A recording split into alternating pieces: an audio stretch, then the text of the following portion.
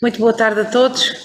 É com muito gosto que a Biblioteca Nacional acolhe o lançamento deste livro, Plantas, Animais e Paisagem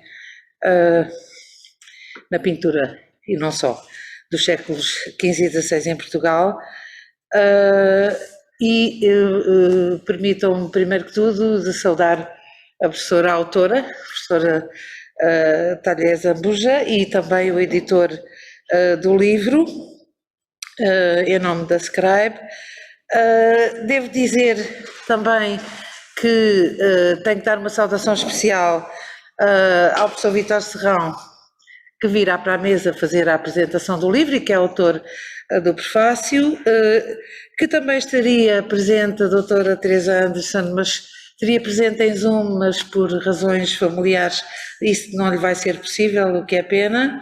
E finalmente também um cumprimento muito especial ao vereador Sá Fernandes, já que a apresentação deste livro, e penso que em parte a sua realização, não sei se estou a dizer corretamente, se realiza aqui neste contexto, no ambiente desta exposição dos Jardins Históricos de Portugal, que tem um enquadramento principal ou único na Lisboa Capital Verde Europeia, e que é um privilégio para nós reunir aqui estas circunstâncias todas neste evento. Eu digo que é um privilégio.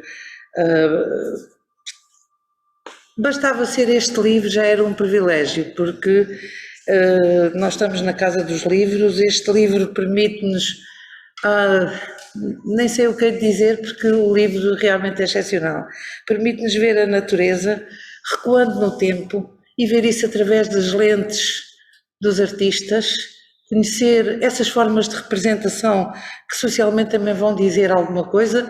Os cientistas que sabem da matéria nos explicarão, mas que mesmo sem perceber muito cientificamente, e digo não é só na pintura, porque está aqui as origens da botânica, muito bem representada com a expressão que tiveram nos livros, as primeiras expressões dessa ciência nos livros. É de facto um privilégio, é um privilégio ter este livro. Eu acho que deve ter sido um privilégio produzi-lo.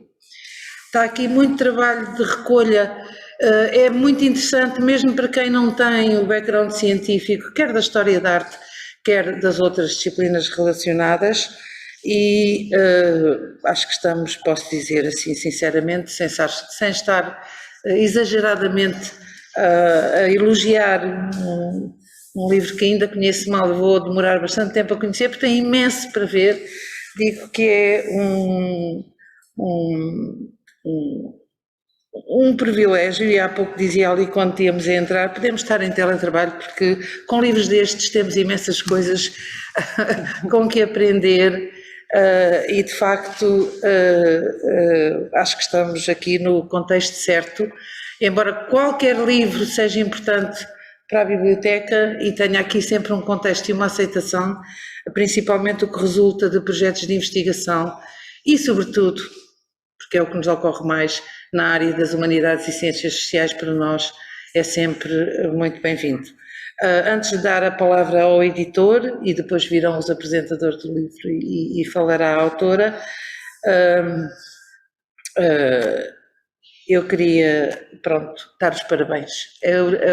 O melhor que posso dizer é dar os parabéns à autora, mas dar os parabéns às entidades que apoiaram este projeto e ao editor que se aventurou em investimento tão complexo, porque eu sei alguma coisa do que é produzir um livro e sei que é um risco e uma aventura.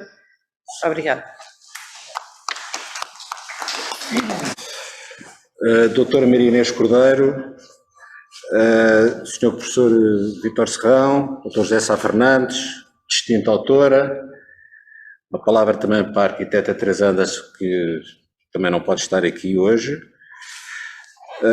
Minhas senhoras e meus senhores, queria começar por dizer que é com muita honra que eu estou aqui nesta casa, porque em 92 e em 94, não é do tempo da doutora, tive a honra de fazer aqui o livro dos professores da Biblioteca Nacional, tempo da ENAP, e mais tarde o livro de Horas de Rouen, facsimilado, que, pronto, tive aqui imenso tempo e portanto, já não vinha cá também há bastante tempo, portanto, poder voltar hoje foi ótimo, foi matar saudades e espero no futuro próximo voltar mais vezes. É bom sinal, é sinal que há mais projetos e outras ideias para editar.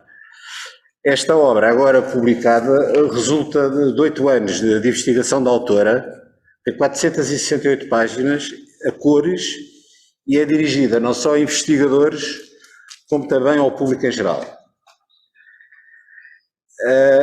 Esta obra, no fundo, condensa aquilo que é a filosofia desta editora, da Scribe, que é ser uma produtora cultural em permanente ligação à leiloeira Cabral Moncada.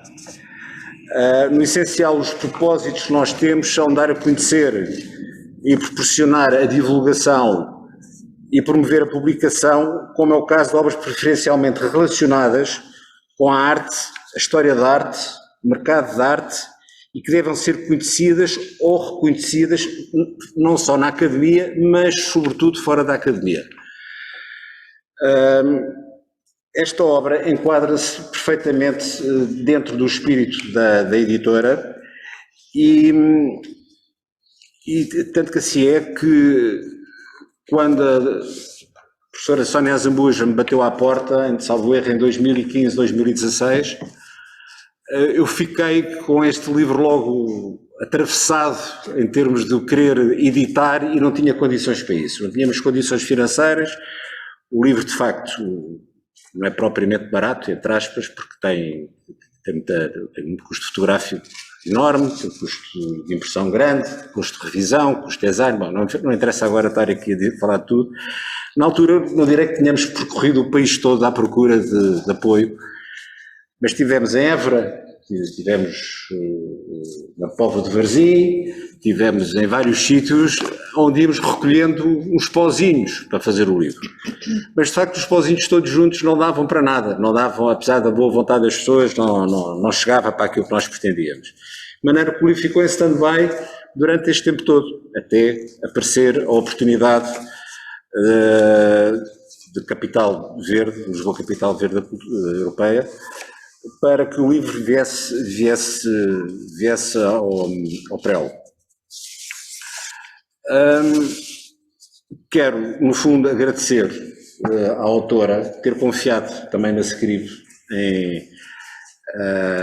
e ter-nos dado a oportunidade de poder fazer este livro. Eu acho que este livro, o livro irá ser apresentado, portanto eu não vou falar do livro, nem tenho conhecimentos profundos para falar sobre a importância que este livro tem, mas eu estou convencido que este livro é um marco à cultura portuguesa, porque este livro vai ser uma referência, não só para estudiosos e pessoas que gostam desta área, mas para o público em geral, vai ser um livro de consulta permanente. Não é um livro para se ler uma vez e pôr na prateleira, é um livro que se vai lá permanentemente, para quem gosta deste tema, como vão aos dicionários, como vão a compêndios de medicina, como vão a outros sítios, noutras áreas do ensino ou da arte. E eu acho que este livro vai, sobretudo, ser um livro não é um livro que eu acho que comercialmente seja um best-seller, não é? Mas é um livro muito importante. E foi isso que me chamou logo na primeira hora a atenção e que me levou a avançar e sempre a acarinhar esta ideia. Portanto, isto pedra, quando nós acreditamos nas coisas, as coisas acontecem. E, portanto, nunca deixei para trás este projeto. Queria agradecer ao professor Vítor Serrão, em nome da Artis, que também sempre dá o apoio científico e muitas vezes moral para que estas coisas avancem, e a sua disponibilidade para fazer a apresentação do livro, que já não é a primeira vez que faz apresentações dos nossos livros, sempre disponível, e são umas apresentações de uma riqueza extraordinária. Ao Dr. Sá Fernandes, obviamente tenho que agradecer, porque se não fosse a Câmara, este livro nunca teria saído, não era impensável sair.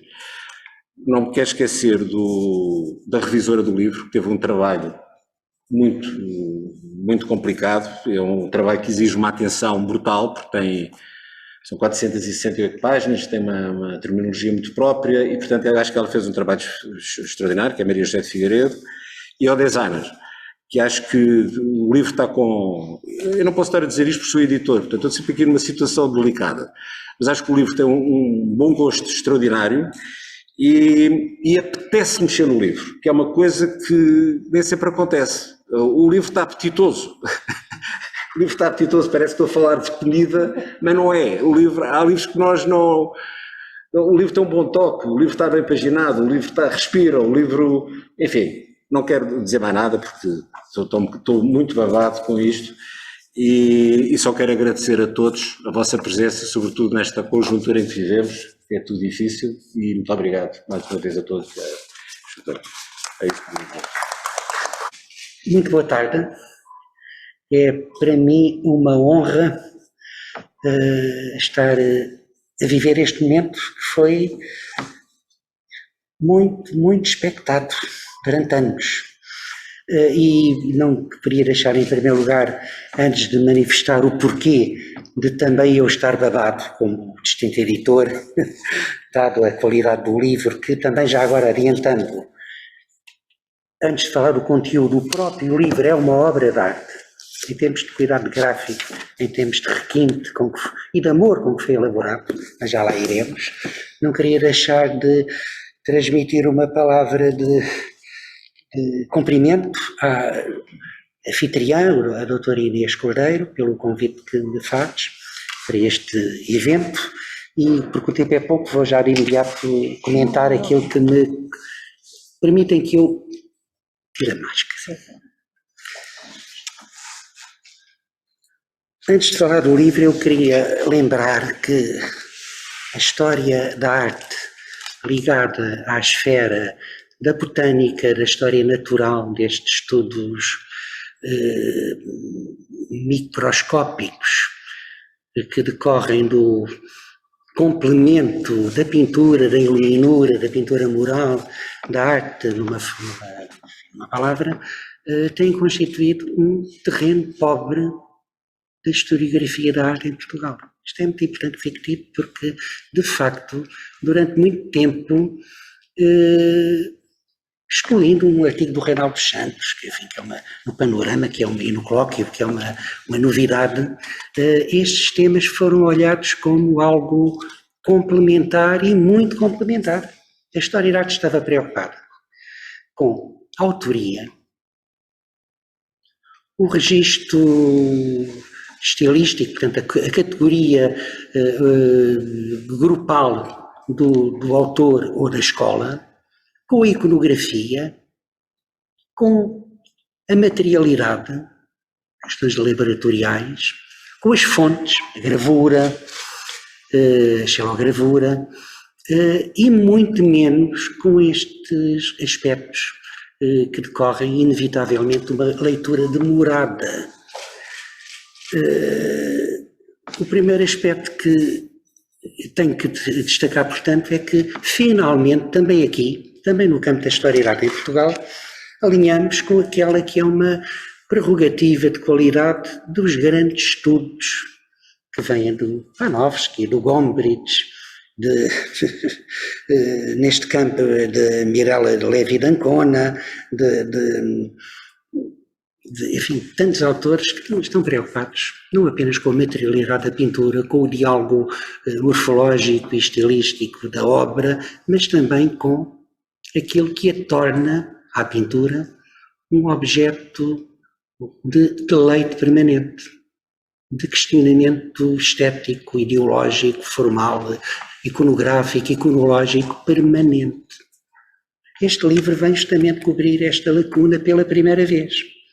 E bem, enfim, há trabalhos que já referirei, que abriram o caminho, mas é a primeira vez em Portugal que a história da arte da pintura, que é notável, a pintura do largo tempo do Renascimento, chamado a larga conjuntura, a que podemos chamar Renascimento português, tem um tratamento tão cuidado, tão microscópico, tão detalhado a partir de um inventário de 3,5 centenas de objetos, entre alguns milhares que foram vistos à lupa, digamos, e que a partir de agora falam connosco, cumprindo aquele que é o objetivo da história da arte. A história da arte é feita para quê?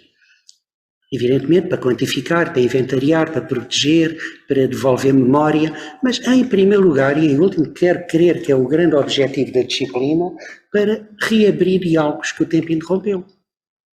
A desmemória, os novos gostos, as perspectivas naturalmente distintas que vão ocorrendo ao longo da história e que vão obnubilando o encontro, o diálogo mais demorado entre nós e a obra de arte, na perspectiva que mais cara é para mim, que é a perspectiva transcontemporânea. Toda a obra de arte, efetivamente, é contemporânea, pelo menos no momento em que a evocamos como interlocutor para um diálogo prévio.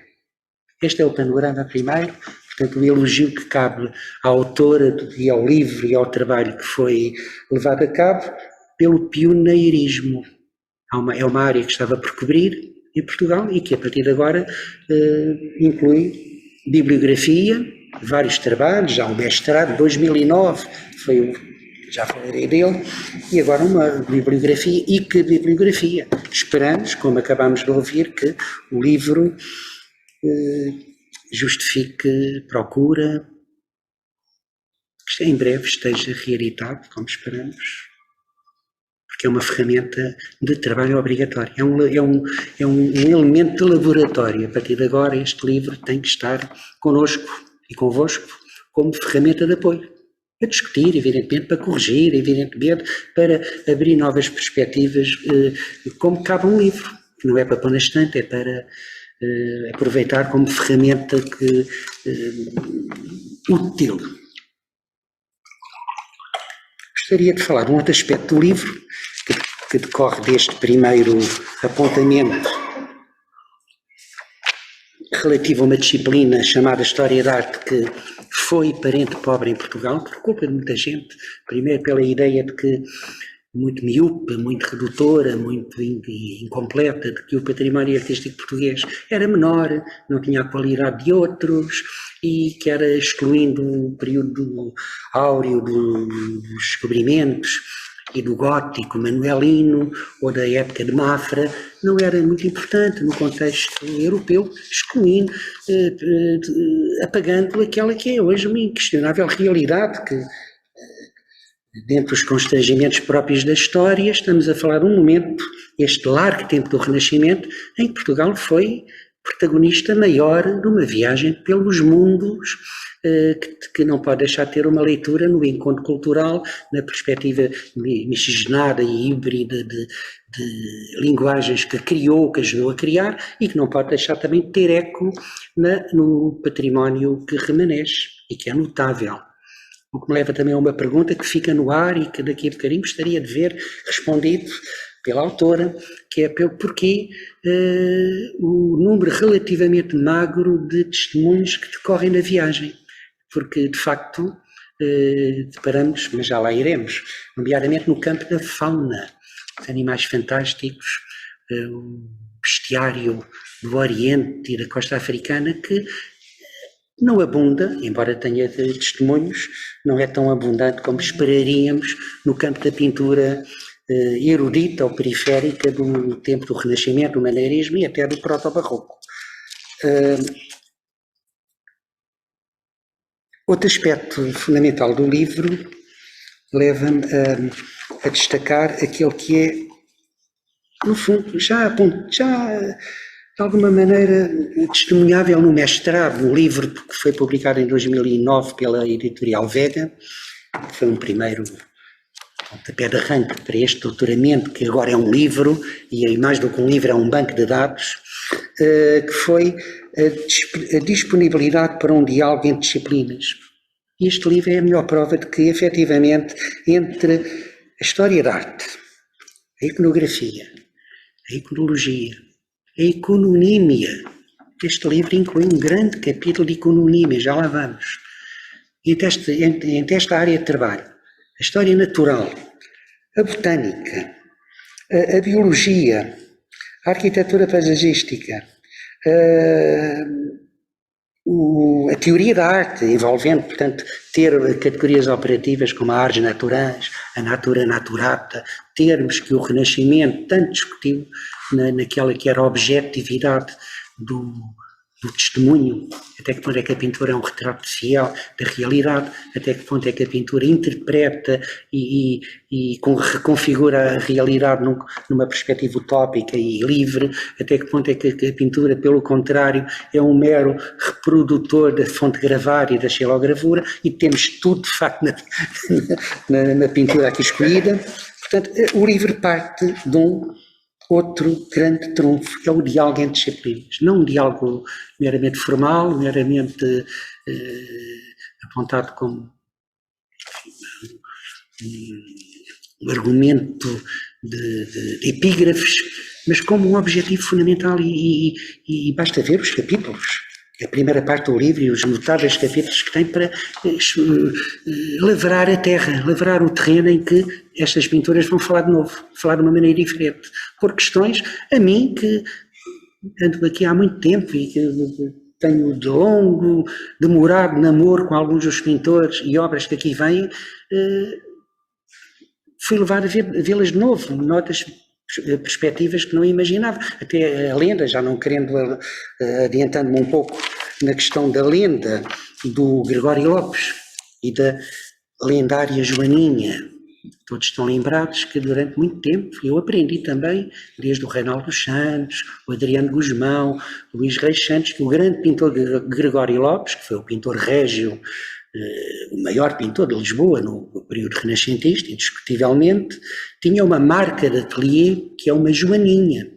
E, efetivamente, vários quadros do Gregório Lopes, do filho Cristóvão Lopes, mestre de Abrantes, e de alguns discípulos, como o mestre da Rura dos Vinhos, têm aquilo que imaginávamos que era uma Joaninha, marca de autor, até que agora reaprendemos que, em lugar da Joaninha, aquilo que encontramos é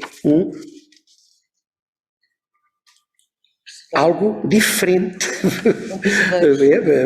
Ou em latim, já agora, estava aqui a perguntar, o Pirrobrocoris apteros, que é a chamada Diable Cherche Midi, portanto, um elemento identificado com o mal, com o elemento demoníaco, provado e natural, em obras de pintura que tinham como objeto o culto e a propaganda, ambas a par, e onde a escatologia, o combate entre o bem e o mal, eram permanentes. Estavam lá, portanto, por algum motivo a justificar que a este combate eterno a deverir do comportamento humano e de que a pintura é testemunho.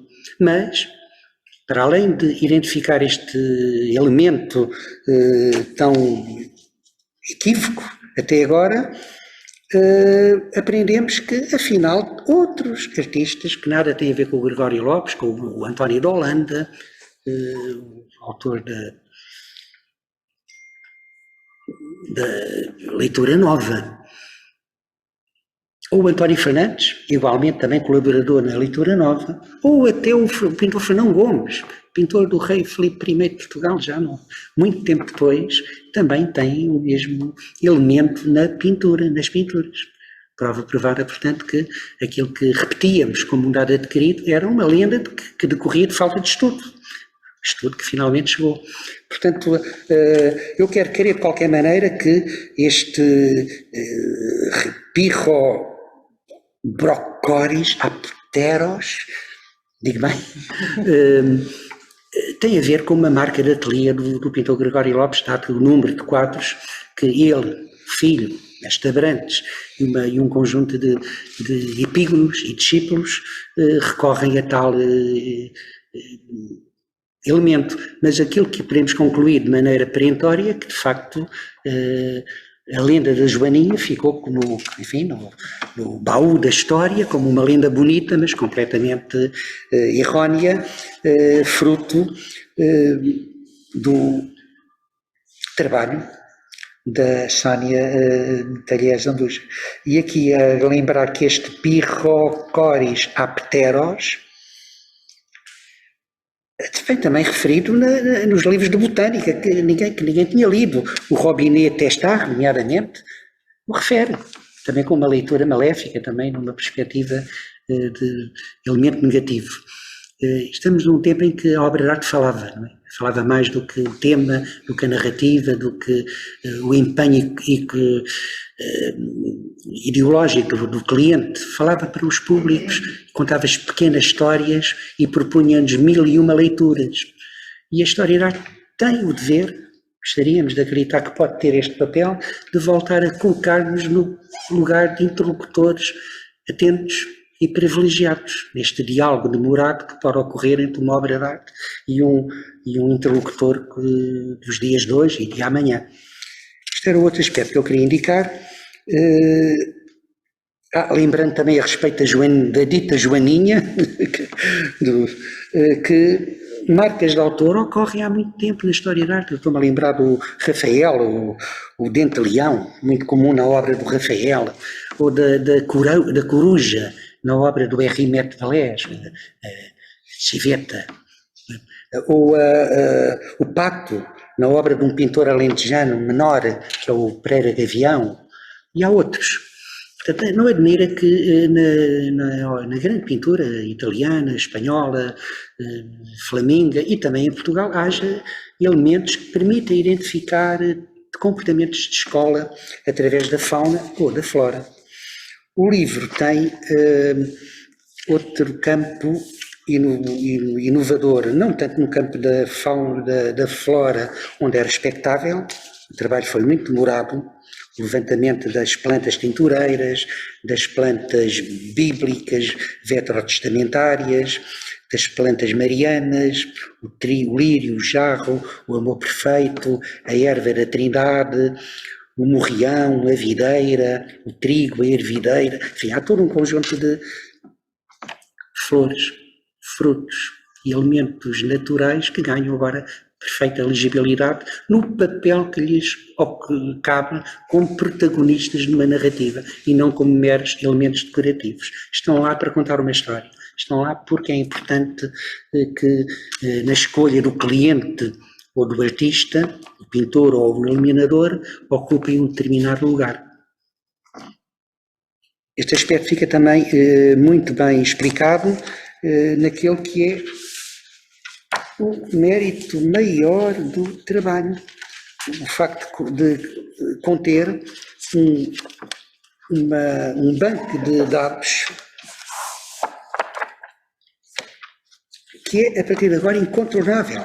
O facto de contarmos com um quadro identitário da fauna e da flora na pintura do arte do Renascimento, a que eu chamo levantamento icononímico, na medida em que é a partir de chamada icononímia que cada elemento devidamente descodificado permite avaliar e contar uma história. Tudo isto faz parte portanto, de um panorama histórico-artístico que ganha agora, mais do que uma mera perspectiva descritiva, um lugar identitário para alimentar um corpus credível de trabalho comparado a partir de agora, como elemento futuro.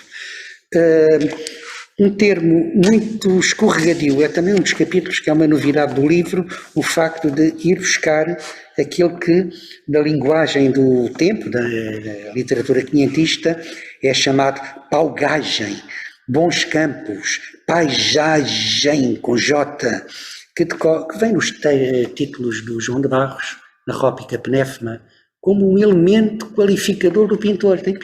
É importante destacar isto. O bom pintor pinta retratos, pinta figura, pinta história e pinta campos, os fundos, a qualidade, o naturalismo com que este novo descobrimento do mundo, que decorre também da conjuntura do mundo global do Portugal quinhentista.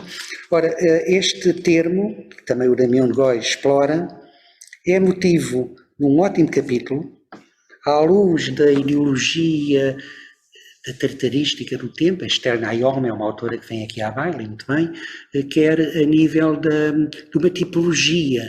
Até que ponto é que há uma fidelidade nestes fundos de pintura do Renascimento, o Gregório Lopes, o Mestre Lourinhã, o Vasco Fernandes, o Frei Carlos, o Cristóvão Figueiredo, e até os mais pequenos, como o pintor de Coimbra, o Bernardo Manuel, que eu vejo aqui com muito gosto, é um pintor muito importante de Coimbra, que trabalha com o João de Roão e tem aqui um lugar de destaque muito bem, e aliás muito importante pela variedade também, pelo caráter fantástico e imaginativo da própria pintura, é um nome a recuperar. Tudo isto que leva a uma tipologia destes fundos de pintura feitos com objetividade milimétrica, ou pelo contrário, quando a pintura é menos qualificada, a partir da cópia da gravura flaminga, alemã e italiana, a xilogravura ou a gravura, o que me leva também a lembrar que neste campo de trabalho tão órfão, ou tão pouco tratado até agora, há alguns nomes que vale a pena referir, a lembrar ao campo da gravura ao Manuel Baturel, já cá não está, para o campo dos estudos da fauna e da flora, o Jorge Estrela também já cá não está, que abriu muitos caminhos, escreveu muito pouco, mas foi um companheiro que nos ancorou muito, e a mim em particular. A Cristina Castelo Branco, está ali ao fundo, estou a ver, e cumprimento vivamente pelos caminhos amplos que abriu, nomeadamente no campo do jardim moderno, medieval e moderno, que é a fonte para o jardim contemporâneo.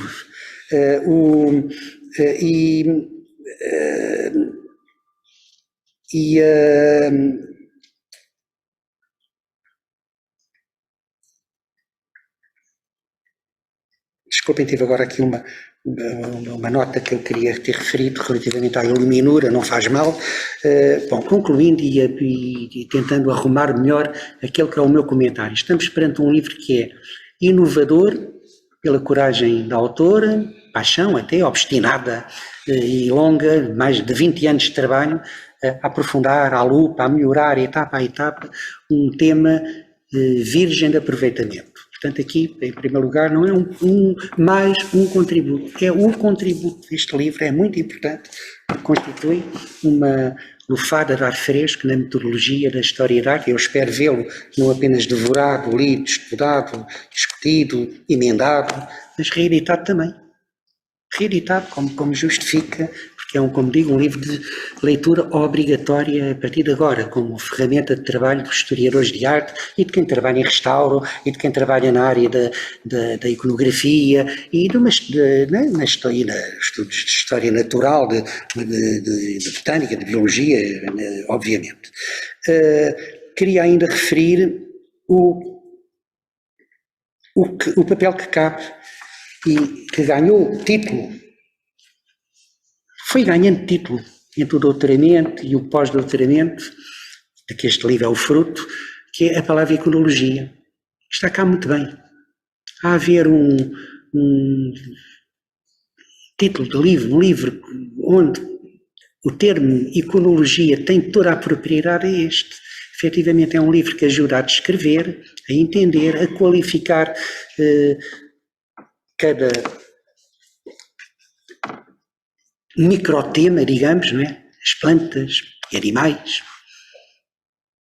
o arvoredo e os fundos, mas também a explicá-los no porquê, no papel que ocupam num determinado contexto artístico, quer num retábulo de altar, quer numa pintura para um oratório, quer numa pintura mural a fresco para decorar uma igreja ou um convento, quer num livro de iluminuras, e temos aqui, felizmente, 2, daqui a pouco poderemos comentá-los melhor para um convite ao público que os queira ver mais demoradamente, e também para ter a prova provada e direta, como importante um livro, este livro para ajudar a identificar aquilo que num primeiro olhar não vemos. Um último apontamento tem a ver com, para além da narrativa artística, muito articulada e muito coerente, o rigor, a qualidade descritiva da ficha iconográfica, da fauna e da flora, a legibilidade do texto, tudo isto que é óbvio e que rapidamente detetável numa primeira leitura, o facto de dispormos também de novos elementos que para mim e para nós historiadores de arte vêm também criar um bom incómodo, digamos, abalar ideias feitas, nomeadamente esta questão que acabei de referir de uma marca autoral que julgávamos que era de um único pintor e dos respectivos epígonos, de repente virmos a descobri-la no repertório de um pintor como o Fernão Gomes, 40 anos depois, não é? Em pleno contexto do maneirismo italiano portanto, tudo isto faz parte daquilo que é a verdadeira e importante história da arte, uma disciplina que não pode estar fechada numa torre de marfim, muito engravatada e muito crente nas conquistas que obteve, mas pelo contrário capaz de abrir novos mundos permanentemente, rasgar novas janelas e questionar a própria metodologia de trabalho. Portanto, com o único objetivo, o único grande objetivo que é, repito, ver melhor, olhar para a obra de arte e vê-la noutra perspectiva, noutra profundidade e noutro entendimento dialogal. Eu creio que havia muito para contar e haverá muito para contar, e este livro que hoje nasceu, em termos de venda e de impacto público, irá dar tanto para falar que teremos todos muita oportunidade de questionar a autora e de questionar a própria disciplina quanto à utilidade, o que é que faremos com um livro destes, a partir de agora, cada um de nós. Muito obrigado.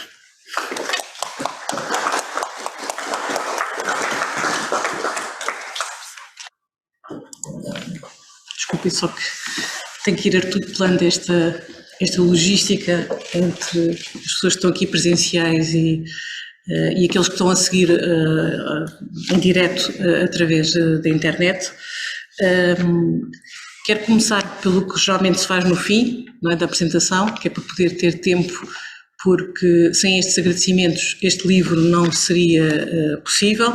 Em primeiro lugar, à diretora da Biblioteca Nacional, a doutora Inês Cordeiro, e a equipa, por nos acolher aqui, num sítio tão especial para todos nós e também para mim, como investigadora, onde comecei os meus primeiros projetos de investigação e a descobrir coisas inéditas, e essa satisfação e esse gosto levou-me a depois, eu sou arquiteta paisagista de formação, mas depois fui fazer mestrado em Arte, Património e Restauro, com o professor Vítor Serrão, e que resultou aquele livro da linguagem simbólica da natureza, e depois continuei também para doutoramento, sempre com este gosto da investigação, para além do gosto da docência universitária, que já conto com 18 anos. Este livro nasce da tese de doutoramento, que foi orientada pelo professor Vítor Serrão e pela professora Teresa Anderson, e por isso o seu papel foi fundamental para, digamos que, todo o processo que foi muito lento, porque durou 8 anos, porque eu também não tive o CFCT, mas não parei, ou seja, não tive só a fazer, continuei a fazer investigação, para além de dar aulas. A professora Teresa Anderson não pode estar presente, mas hoje telefonou-me a desejar os maiores sucessos a esta apresentação e a dizer que realmente gostava muito de estar, mas por motivos pessoais não se pôde ausentar do Porto. Tenho aqui a engenheira Teresa Vasconcelos, que é uma grande botânica do Instituto Superior de Agronomia, que teve a paciência e teve a generosidade de partilhar comigo o seu grande saber de botânica, para a identificação de centenas de espécies e do número, porque estudámos em conjunto 350 obras de pintura dos séculos XV e XVI, com mais de 1800 vezes que apareciam, ou seja, não é só dizer, e muitas vezes com diferentes pintores, com diferentes técnicas, um processo de grande paciência, e sei a sua colaboração, com certeza que a qualidade final do trabalho não seria a mesma, por isso é um reconhecimento público, que está no livro também escrito, mas quero aqui dizer e agradecer-lhe o que já fiz pessoalmente, mas também aqui publicamente.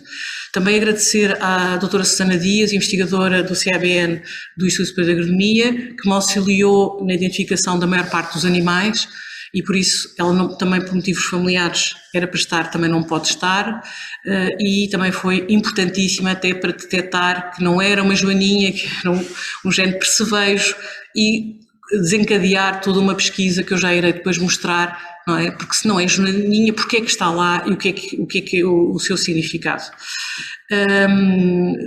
Ao editor, à Scribe, ao Dr. Manuel Bragança, que acreditou desde o início neste projeto, e depois pela qualidade, não é?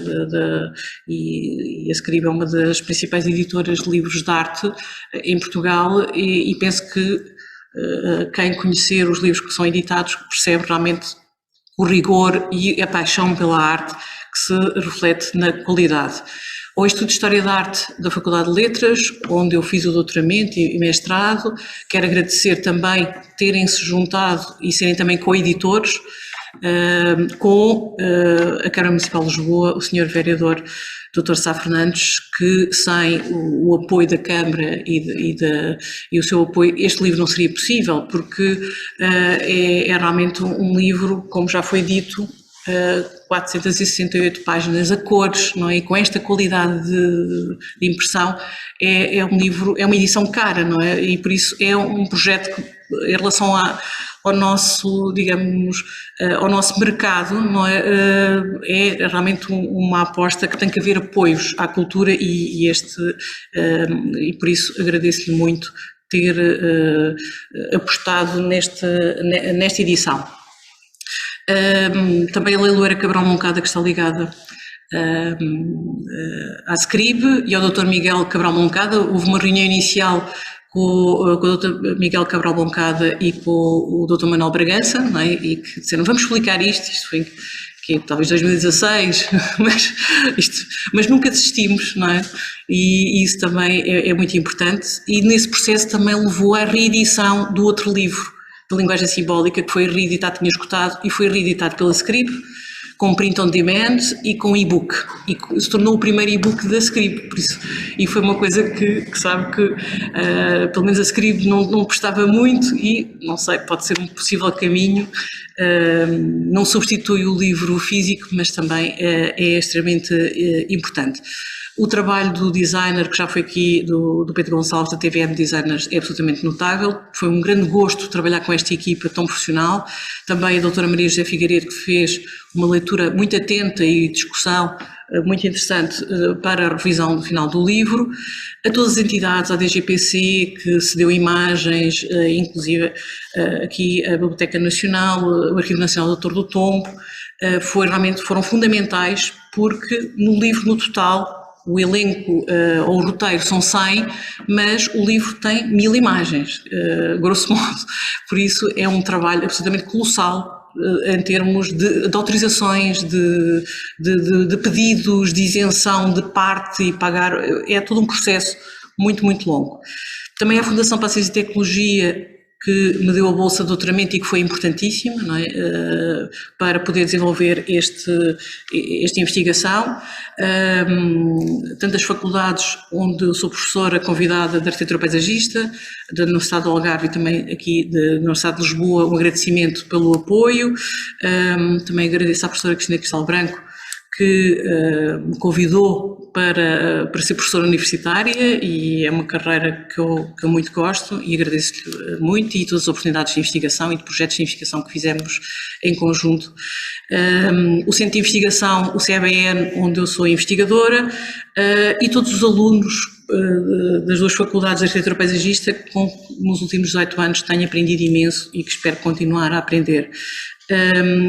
Ao meu marido, João Zambuja, que fez a base de dados, que eu já irei mostrar e que foi muito importante para o livro, e o meu filho, porque sempre o Diogo sempre me auxiliou o gosto social, não pelas plantas, mas pelos animais, e sempre à procura e a tentar ajudar a mãe na identificação deste processo.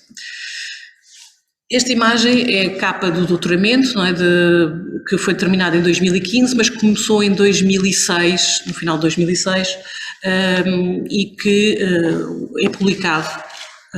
Todo o texto, só as imagens, porque o elenco que foi estudado são 350, era quase impossível, e foram escolhidas 100.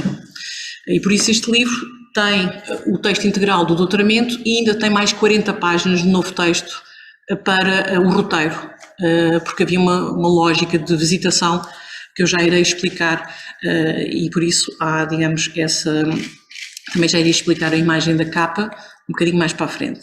É uma edição conjunta da Scribe, do Instituto do Artis e da Câmara Municipal de Lisboa, com o âmbito, é uma grande honra poder estar ainda em Lisboa, capital verde europeia, e no âmbito dessas edições. Tem o prefácio do professor Vitor Serrano da Teresa Hansen, a apresentação é escrita pelo vereador Sá Fernandes e o pós-fácio a engenheira Teresa Vasconcelos e a Susana Dias, que me auxiliaram na identificação das plantas e dos animais. Eu há pouco falei, porque isto para a minha investigação foi muito importante, ou seja, o livro anterior que eu tinha estudado no século XVII e que tinha o resultado da publicação integral do mestrado, e que depois foi reeditado pela Scribe, também é bom sinal, esgotou e levou-me, na altura não tinha estudado a paisagem, tinha estudado as plantas e animais do século XVII, e comecei a descobrir, nomeadamente, algumas marcas de artistas, como no célebre Cordeiro Místico, estes amores perfeitos, que aparecem aqui junto não sei se conseguem ver, eu vou só pôr aqui, de cabeça, em número de 3, e que eu depois levantei a hipótese aqui neste livro e depois confirmei e voltei agora no livro de doutoramento, que era uma forma da Josefa Dobbit assinar as suas obras. O nome antigo desta planta é erva da Trindade e por isso é uma planta extremamente simbólica, é uma hipótese que eu lanço, eu não tenho a certeza, mas fiz, digamos, um elenco de muitas obras da Josefa em que eram assinadas também com esta flor e quando voltou a ser reeditado também está aqui em grande destaque.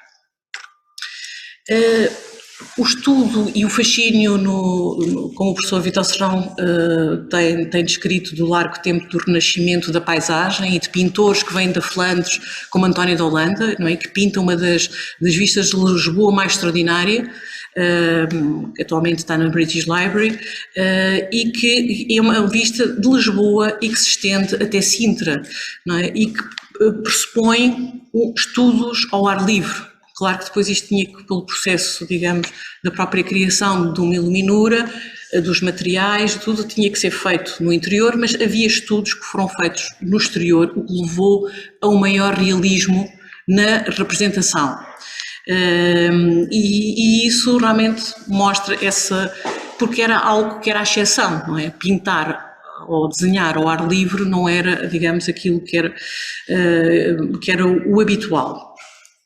Houve um estudo que eu fiz este mapa linguístico, que aqui não se consegue ver se calhar com o maior, com as origens, a palavra paisagem nas principais línguas europeias e com, digamos, as origens, e em Portugal a paisagem vai surgir, digamos, em livros publicados por volta de 1532, e é interessante perceber, digamos, porque antes disso, e obras de referência e tudo, mas era uma raridade, ou seja, nos Lusíadas, Camões não utiliza a palavra paisagem, não é? E é mais tarde, não é? Os saudosos campos de Mondego, não é?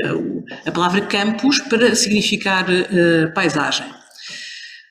Houve uma classificação das pinturas que foram estudadas, de pinturas de frescos, pinturas retabulares, de iluminuras, em 5 categorias principais, baseada numa obra de referência de Kenneth Clark, Landscape into Art, em que falava destas tipologias, paisagem de símbolos, fantástica, ideal, de factos. Aqui eu adicionei a paisagem real, porque já vimos que era, digamos, já havia várias, quando eu comecei este estudo estavam identificadas, mas eu depois descobri novas, reais, que não tinham sido ainda detectadas e que é interessante, não é? E que ainda mostra que obras que são feitas há 500 anos e produzidas há 500 anos estão estudadas e ainda nos revelam segredos, não é? Nós pensamos, isto já está mais que estudado, o que é que eu irei descobrir, mas o que é facto não podemos ir com essa perspectiva, senão não descobrimos nada, não é? Já se descobriu tudo. Não,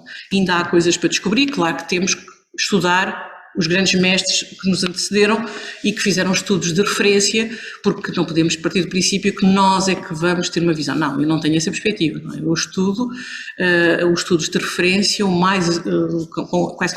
tem que ser com caráter exaustivo para dar credibilidade científica, e depois é que podemos refletir e ter, digamos, ver se temos algum contributo que podemos dar para além daquilo que já tinha sido investigado.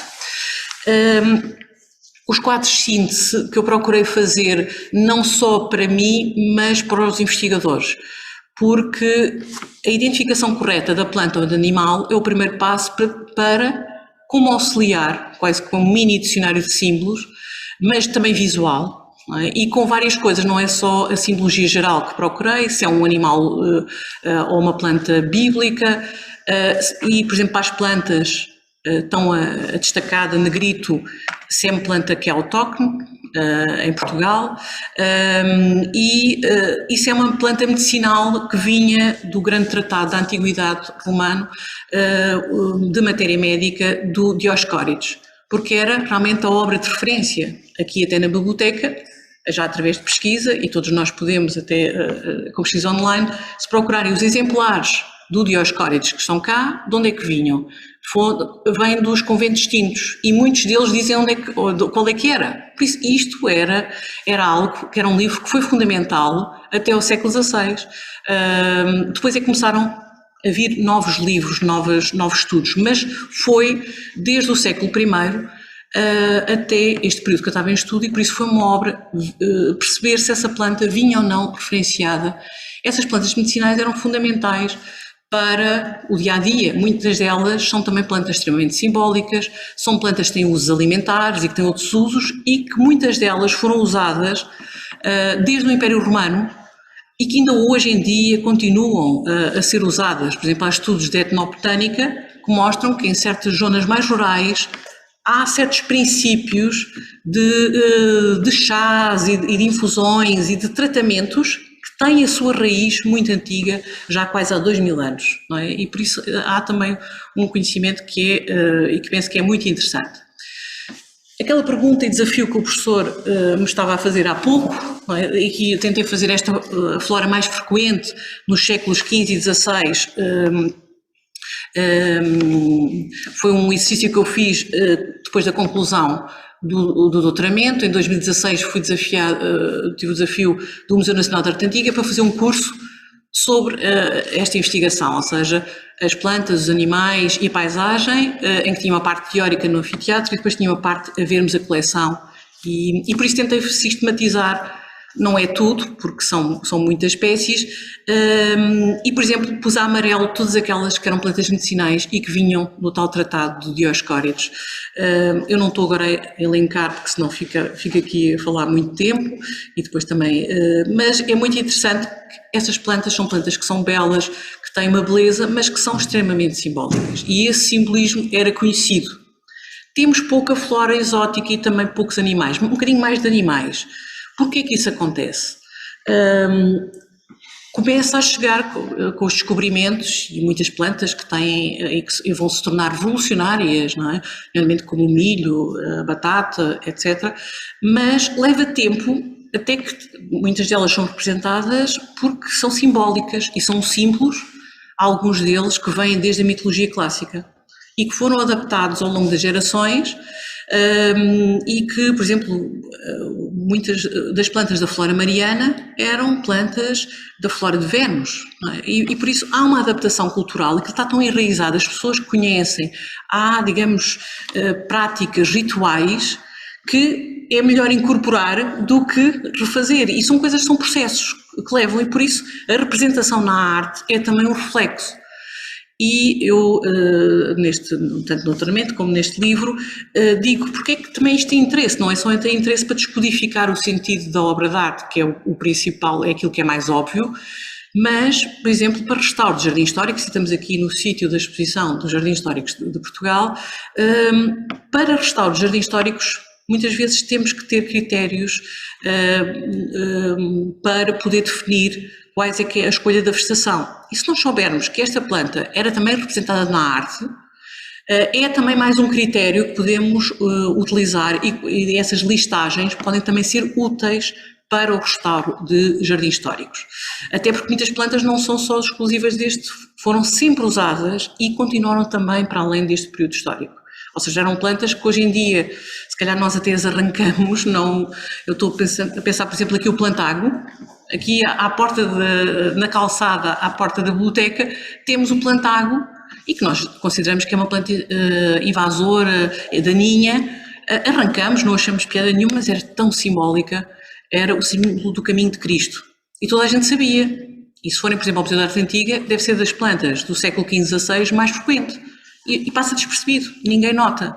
E na altura era um símbolo que as pessoas conseguiam ler, até porque a maior parte das pessoas não sabia ler, lia os símbolos, não é? Era só, digamos, uma certa elite. E também temos plantas úteis, não só alimentares, ou por têxteis, ou por outras coisas, mas tintureiras para os pintores, quer dizer, para os pigmentos, e por isso os pintores tinham que as conhecer e representar, porque tinham, digamos, que utilizá-las, e por isso temos também aqui alguns exemplos da Celidónia, dos fidalguinhos, que aparece na leitura nova e que é lindíssimo e que era usado para fazer o azul de missal, e que eu, por exemplo, levanto a hipótese de alguns dos fólios da própria leitura nova, quando foram feitas as análises de pigmentos, eu fico com uma grande curiosidade para se confirmar que aquela planta, aquele azul, foi utilizado à própria planta para fazer aquela representação dessa planta. E pelo menos que eu tivesse lido, nunca ninguém tinha se lembrado digamos, disso. Esta planta é uma planta tintureira, do azul de missal. Será que esta é uma hipótese? Não é? Agora, quando for feito um exame laboratorial, daqui a uns anos talvez possamos ver se eu tinha razão ou não, mas é uma hipótese, ou seja, posso estar errada, mas o que era errado eu ia dizer é isto. Para levantar a hipótese, pelo menos aprendi isso em História da Arte, é também o que faz avançar muitas vezes o conhecimento, não é? É a nossa reflexão, sem dizermos que é exatamente aquilo que, sem margem, digamos, para discussão. O exemplo também da síntese que foi feita também para os animais, e com o pormenor digamos, do animal na arte e depois comparando com o real. Algumas da fauna mais frequente e que também é muito simbólica, por exemplo o pintacilgo, que é um símbolo da paixão de Cristo, que se alimenta de cardos e é, por exemplo, uma tradição que só começa na Idade Média. Antes disso, enquanto, por exemplo, o peixe é um dos primeiros símbolos de Cristo desde o início do cristianismo, não é?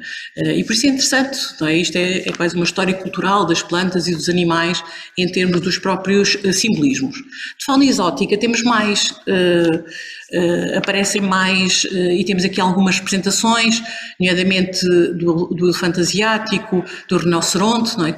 Que faziam parte, digamos, que foram oferecidos ao rei Dom Manuel, e temos, por exemplo, um fresco em Évora com uma das primeiras representações do Peru, que é originário do México, mas pensava-se que era do Peru e com o nome vulgar depois ficou Peru, e por isso há coisas que são realmente interessantes, começam a aparecer papagaios possivelmente do Brasil, em que por vezes não é possível sabermos exatamente a espécie, não é, porque é difícil, não tem rigor suficiente em termos de representação, e para gerir toda esta informação foi muito importante a base de dados que o meu marido desenvolveu, ele é Data Scientist, João Zambuja, que eu agradeço, e para gerir e interpretar, não foi só gerir a informação, é também todas as tabelas que foi possível extrair, porque era muita informação, 350 obras.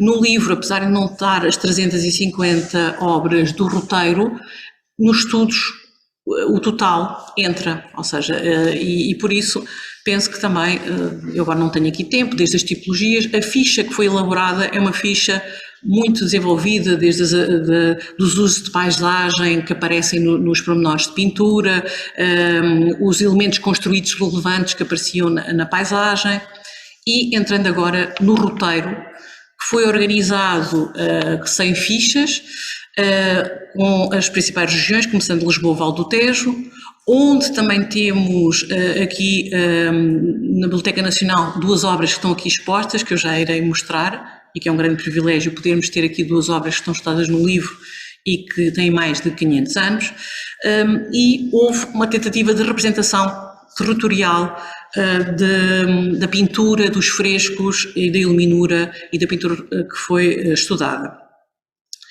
Esta obra está, os frescos da Sala Oval, ou Sala do Obor, no Paço de São Miguel, em Évora.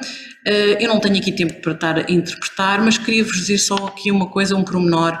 Esta figura Medeia, que é da tragédia grega, é uma história de vingança em que ela envenena as vestes da amante do marido, e ela está exatamente a tocar numa planta que é uma planta extremamente venenosa. E nunca ninguém tinha reparado. Pensou, uma planta, ela está aqui a tocar. E que é a Digitalis purpúrea da Leira, e que é realmente, está aqui este pormenor. E por isso há também um conhecimento dos pintores que nos surpreende, quer dizer, há um rigor, bate certo, as coisas batem certo. E isso aconteceu sistematicamente, agora não tenho tempo, mas achei este pormenor interessante, pelo menos que eu tivesse lido, nunca ninguém tinha reparado, que estava ali com a mão na planta venenosa, tem a ver tudo com a história. Não é? Outro pormenor também, de uma paisagem real, que essencialmente é uma representação de três santos e da vida de três santos, São Jerónimo, Santo António e São Dinis, originalmente feito para o Mosteiro de São Bento de Castro, em Évora, em que é essencialmente uma paisagem de símbolos, mas que tem um pormenor, segundo a minha hipótese, do próprio mosteiro, ou seja, da representação do próprio mosteiro. E temos aqui uma comparação, claro que nós estamos a comparar como é que é o mosteiro no século XXI e não como era o mosteiro no século XVI, com todos os restauros, mas isto acontecia na pintura italiana, ou seja, isto hoje em dia está no Museu de Évora, mas originalmente estava no mosteiro e tinha a representação do próprio mosteiro. Isto acontece e é interessante, não é? E é isso que eu estava a dizer, que sempre descobrimos, ou pelo menos eu ponho um ponto de interrogação, eu penso que é a representação do próprio sítio, também foi debatido aqui com o professor Vítor Serrão, grande especialista nestas matérias, e que achou que não era disparatado esta minha hipótese. Mas continua como uma hipótese, porque eu não tenho a certeza, porque teria que ser feito, digamos, mas temos aqui a representação do claustro, do Hortos Conclusos, que aparece aqui, não é? E que é muito interessante. A questão da pseudo-joaninha, não é? E temos aqui o Gregório Lopes, há só um capítulo sobre isso, com a comparação de duas joaninhas e do tal percevejo que é parecido, mas que não é. Tenho aqui uma fotografia que o meu filho tirou agora há pouco tempo, do animal vivo, é muito comum, mas que é diferente, não é? E estes pormenores são pormenores do Gregório Lopes, nesta pintura que era do Mosteiro de Santo Novo, do retábulo, e que aparece aqui.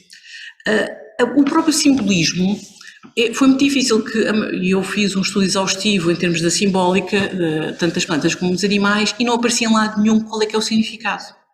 E por isso eu avanço com uma hipótese com base na própria natureza do animal. Este inseto alimenta-se de folhas, de malvas, mas também do sangue de animais mortos, é necrófago. E comecei a descobri-lo em vários contextos, em contextos que não tinham nada a ver com a marca da oficina, que eu considero que é uma marca da oficina do Gregório Lopes, mas que era utilizado por outros pintores porque era também um símbolo. Mas não encontrei, e podem crer que procurei muito, qual é que é o significado, porque não aparece, e por isso eu levanto a hipótese, e aconteceu para algumas espécies isso, ou seja, eu, de acordo, interpretando e com a experiência que tenho, não é, de quase 2 décadas a fazer a interpretação das plantas, dos animais, de perceber o sentido e o contexto em que surgem essas obras e de descobrir, por exemplo, muitas vezes, ou associada à Cruz de Cristo, à crucificação, até, por exemplo, na Catedral de Barcelona aparece, na crucificação aparece aos pés de Cristo, foi agora recentemente uma publicação recente, eles identificam, mas não interpretam. E eu considero que tem um simbolismo de morte. E porquê que aparece aqui? É uma adoração dos Reis Magos, porque é um pequeno pormenor que está já a remeter, não é, para o papel futuro do Salvador, do Redentor, não é, que vai morrer um dia para salvar a humanidade. E isto é uma iconografia recorrente, até no livro, em várias obras, mas, como vos digo, é uma hipótese, e até por vários nomes vulgares que tem também digamos, um lado negativo, tem um nome vulgar em várias línguas, de diabo, de mal, não é? De morte, e como oposição ao bem, não é? O bem triunfará, e o professor Vital Serrão há pouco já estava a explicar isso. O pormenor do Floral Manuelino de Lisboa, em que temos a flor do Myosotis, com um dos nomes vulgares é Não Me Esqueças, e é muito interessante porque é uma flor de lembrança, não é? Isto é a memória histórica da cidade, não é? de 1500, está aqui muito subtil, mas não, claro que pela sua beleza, mas porque era um símbolo e que era conhecido. E eu agradeço muito, outra vez à biblioteca, ter aceito este meu sonho, que era, uma vez que a apresentação do meu livro é aqui na biblioteca, poder ter 2 livros que foram estudados e que estão no livro, que são 2 livros de horas, e que temos ali na vitrine de entrada, por isso depois no final não deixem de ir ver, porque são 2 preciosidades.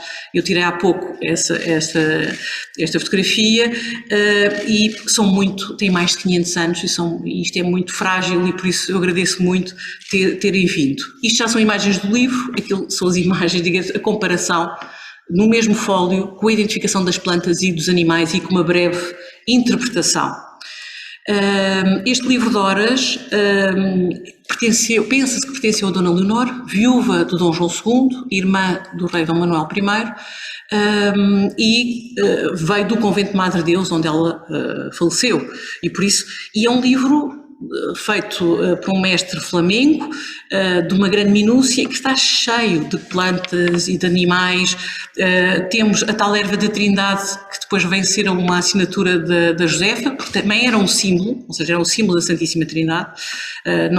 Muitas vezes até os nomes vulgares remetem para a simbologia, não é? Toda a gente sabia, era aquilo.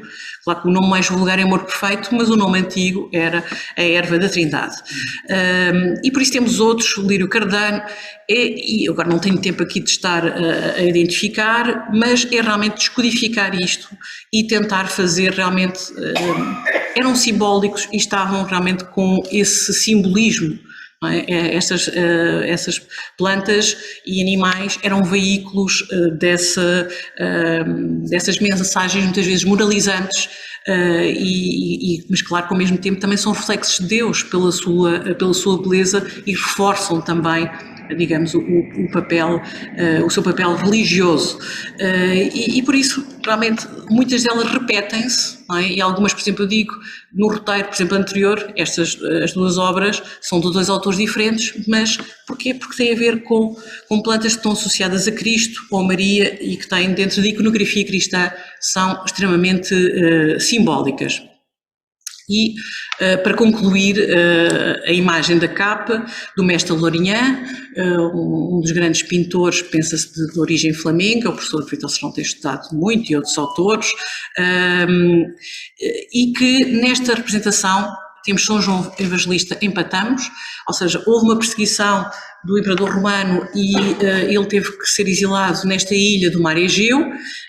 Claro que o pintor, quando se está a representar, não está a procurar o realismo, não sabia provavelmente como é que era uma ilha no mar Egeu, mas faz esta paisagem idealizada, com uma perspectiva atmosférica, com estes gradientes de azul que são absolutamente fantásticos, e no primeiro plano temos São João Evangelista a escrever o livro do Apocalipse, não é, que é a Revelação, e temos a águia como seu atributo, que perante a sua santidade se torna um animal, deixa de ser um animal selvagem e que está a segurar um tinteiro, não é? Onde ele está para poder escrever, e temos, realmente é altamente simbólico e tem uma das paisagens mais notáveis, uma paisagem ideal, que eu classifico como ideal, ou seja, há esta classificação das obras, que é subjetiva, mas de acordo com, digamos, com aquela obra fundamental do Landscape into Art do Kenneth Clark, mas que eu procurei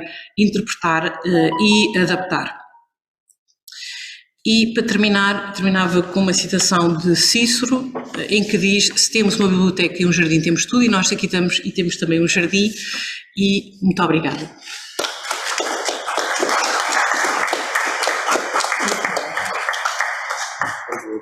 Boa tarde. Foi excelente esta apresentação. É um prazer enorme estar aqui de novo, doutora Inês Cordeiro, na Biblioteca Nacional.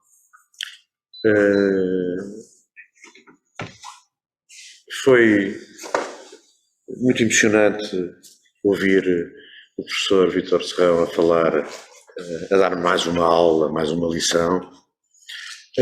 Perceber o empenho do editor, do Dr. Manuel Bragança, em tudo isto, mas desculpem, de facto, o gozo maior está de facto ter ouvido a autora. Eu vou ser muito breve. Agradeço as palavras que me dirigiram, mas que eu ultimamente tenho tido muita a necessidade de recusar elogios, de não querer elogios. É um perigo, a vanglória é uma das coisas que nós devemos combater, e eu estou a tentar combater no fim de mandatos, já estou há 16 anos aqui. Porque, de facto, o grande valor das coisas foram feitas por outras pessoas, nomeadamente este livro feito aqui pelo trabalho de 8 anos da Sónia Zambujo. Sou eu que estou a tocar aqui alguma coisa? Sou? Eu sou um bocado desenha nisto. As palavras da professora arquiteta Sónia Zambujo começam logo por surpreender com os agradecimentos que faz. Faz a todas as personagens, mas fez uns que eu não sabia. É que fez à família porque participaram no livro. Só isso emociona logo. Portanto, é um livro que tem um autor e uma cabeça, mas que ao mesmo tempo tem a família a organizar o livro. E isso é de uma beleza ímpar. Uma pequena referência também no texto que escreve no livro a São Pedro de Moel. São Pedro de Moel é uma praia, talvez das melhores preservadas no país, a que eu também tenho uma grande ligação, não de passar lá férias, mas porque todos os anos vou lá, todos os anos janto lá, todos os anos tenho que dormir pelo menos uma noite, porque durante muitos anos ia lá buscar a minha filha. Nunca compreendi porque é que as pessoas se encontravam num café chamado Bambi, que era uma coisa absolutamente surpreendente, que não se devia ao mar. E isso era uma coisa que eu estranhava imenso em São Pedro de Moel. Mas também essa referência a São Pedro de Moel, que pelos vistos essa vista, essa paisagem, a ajudou a fazer o livro que demorou este tempo todo, também me emociona até pela afetividade que eu tenho pelo lugar. Mas de facto é aquilo que disseram as pessoas que me antecederam, e disseram brilhantemente, portanto eu nem vou alongar sobre essa matéria. São 8 anos ou mais de grande emoção e de grande aprendizagem e de grande conhecimento que o livro depois nos transmite. A melhor coisa que nós podemos dizer o livro, acho eu, é que se um livro é bonito, houve aqui até, tem paladar, foi aqui uma expressão, não sei se não foi esta expressão, foi parecida, apetece, não é? Tem outra, tem uma função ainda maior, que é dar conhecimento às pessoas. Só aprende com este livro. Se nós, e o aprender não é só o aprender mesmo, que planta é esta, que bicho é aquele, que quadro, o que é que este quadro representa, é que aprende também a pensar e a imaginar. Eu tenho aprendido durante a minha vida toda muito com as palestras e com os livros e com os ensinamentos do professor Vítor Serrão, quando se vê arte. Qualquer quadro nós aprendemos coisas, mas às vezes temos que ser ensinados para aprender. Eu lembro perfeitamente que numa determinada visita ao Museu da Arte Antiga me disseram para eu reparar como a mão da Nossa Senhora estava a escutar, e eu reparei que estava mesmo a escutar. Quer dizer, eu nunca me tinha reparado no pormenor da mão que estava a escutar, como agora começo a reparar na flor que representa isto, ou no animal que representa aquilo, num quadro, seja bíblico, seja do que for. E isso é uma grande, afinal não é o meu que estava a buzinar. professor Vítor Serrão. E, portanto, esta missão de um livro que ensina, é uma das grandes virtudes deste livro. Eu quero agradecer imenso, como devemos todos agradecer a quem nos ensina coisas. E, portanto, agradecer muito à professora Sónia Zambujo por nos estar a ensinar coisas, algumas delas, pelos vistos, que nunca foram sequer, nunca tinham sido vistas, nunca nos tinham chamado a atenção para olhar desta maneira, tal como a mim me ensinaram a olhar para a mão da Nossa Senhora no tal quadro, numa anunciação. Agora também olho de outra maneira para uma série de obras de arte. É outra maneira de olhar para as obras de arte. E este livro tem outra coisa muito extraordinária, é que tem um percurso. Percebe-se o percurso do estudo, do doutoramento, disso tudo, mas conta uma história, conta quase uma história do jardim, a história do jardim fechado, do jardim ligado à Bíblia ao Horto de Cristo, do jardim que depois se expande, do jardim que é contemplativo, da paisagem, de reparar a paisagem que nós inventamos, como aliás agora salientou isso na capa do livro, que provavelmente é uma paisagem inventada, uma paisagem idealizada. E isso também é bom nós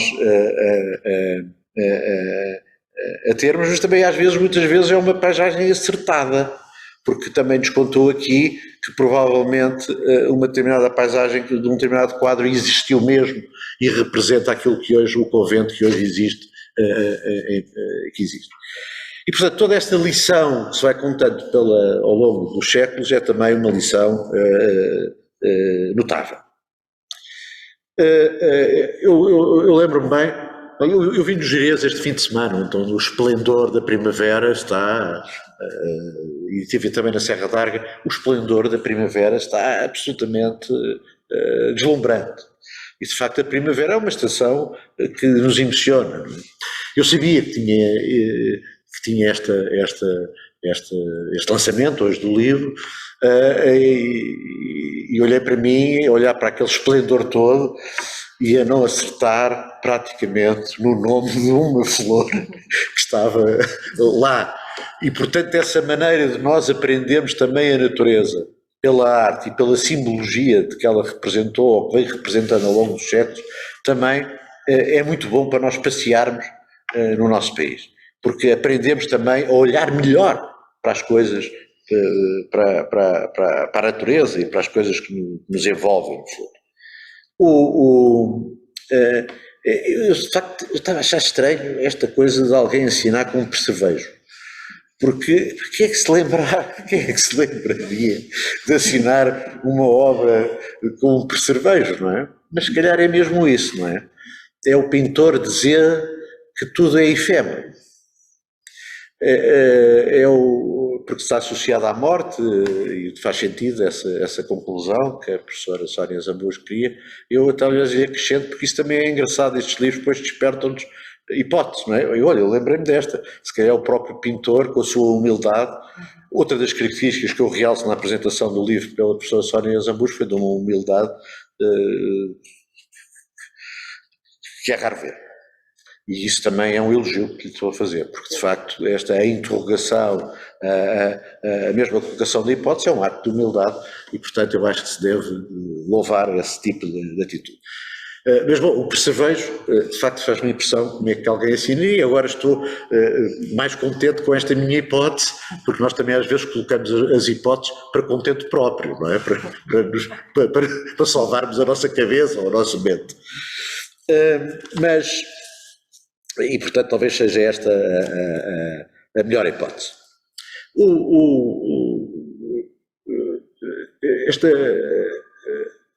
Eu agora, antes de entrar aqui, eu gosto sempre de entrar ali na livraria da biblioteca e desfolhar livros, olhar para as capas. Eu agora ando entretido muito numa coisa que não me está a correr bem, até perguntei aqui a doutora Inês Cordeiro, Eu agora ando muito dedicado a estudar ali os primeiros cristãos e perceber bem, até por causa da mudança dos símbolos. Porque se o amor perfeito representou uma determinada coisa numa época, se calhar noutro país ou noutro sítio representa outra. E, portanto, a mudança de simbologia conforme o olhar ou o sítio também muda, o que também, o que também é engraçado de discutir. Mas eu estou entretido a tentar perceber a própria Trindade e a grande discussão dos primeiros concílios, só à volta dessa matéria,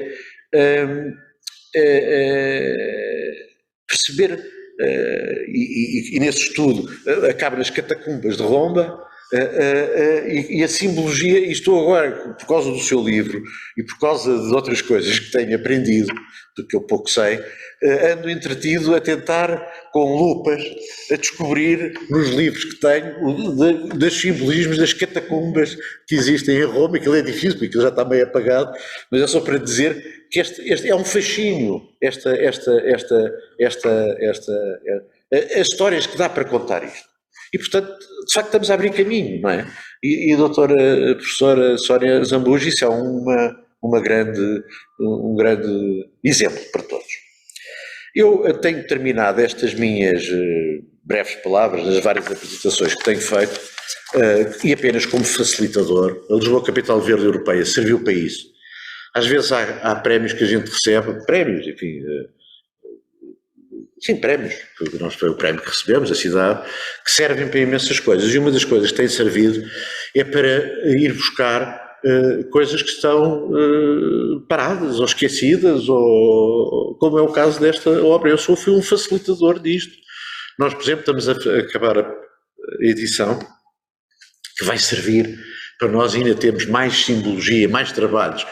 Nós estamos a acabar a maior coleção de botânica que se fez em Portugal alguma vez. São 9 volumes. São 8 volumes, depois vai haver um guia de bolso. E, portanto, feito por 500, à volta de 500 cientistas. Estavam esquecidos. E, portanto, eu não fiz nada. Quer dizer, nós vamos ter, já temos o livro vermelho, vamos ter o guia da flora toda de Portugal. E é uma enciclopédia. E, portanto, o trabalho é deles, não é? E, portanto, é isso que eu quero mesmo que seja deles. Como a tese, aproveitar a tese, quando me apareceu com a tese, a única coisa eu disse, mas isso é ótimo. Como está aqui outras pessoas que têm teses, que também vamos publicar, ajudar à publicação, mas as teses são dessas pessoas que tiveram um trabalhão nisto. Eu não tive trabalho nenhum, só tive o trabalho de mexer lá as burocracias dentro da Câmara, que no fundo não é assim grande trabalho, muito embora às vezes pareça. Eu termino normalmente estas reuniões, estas conversas, oferecendo, até porque acho que mesmo a partilha de prémios, a partilha das coisas boas que nós temos na vida, é a melhor maneira de nós não termos peneiras. E, portanto, eu tive a sorte também de conseguir uma peça que eu acho bonita, uma peça da Fábrica Bordal Pinheiro, que ofereço às pessoas, é o símbolo da Capital Verde Europeia, que é em 2020, mas que a gente lá conseguiu arrastar até hoje, e que vou oferecer às pessoas que fazem bem. Portanto, vou começar pela professora Teresa, tem que me ajudar, fez o prefácio. Vasconcelos. Está aqui, não está? Tá. Porque eu já lhe ofereci isto. Não, então venha cá. É que às vezes já me esqueço. Quero agradecer, obviamente, à professora Teresa Anderson, que mais uma vez não está aqui neste evento, e que corra tudo bem para a vida dela, mas agradecer muito também. Vou aqui oferecer, é uma peça que eu acho bonita, da Capital Verde, e agradecendo o seu trabalho, o seu empenho. Vou tirar só a máscara para tirar uma fotografia. Não respiramos. Muito obrigado. Eu tenho uma peça que depois mando. Não, é porque a gente tem que meter. Bom, agora vou oferecer ao editor. Porque este livro foi feito de facto com muito amor. Percebe-se isso. E, portanto, eu vou aí. Sim. Pode ser. Sem respirar.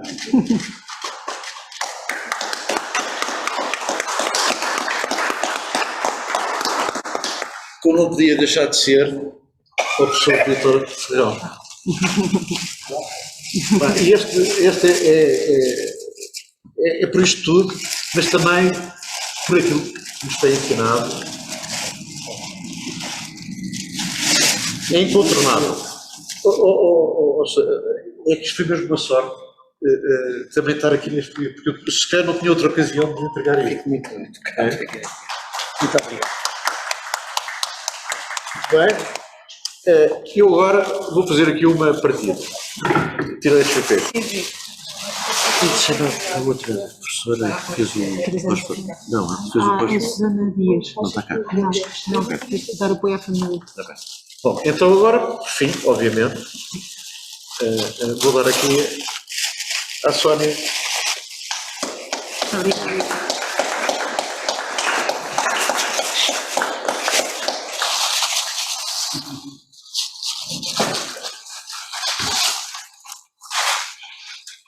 E, portanto, Muito obrigada. muito bem. E pronto, acho que foi muito bem isto. Muito bem, de cerimónia. Muito obrigada. Se quiser aproveitar.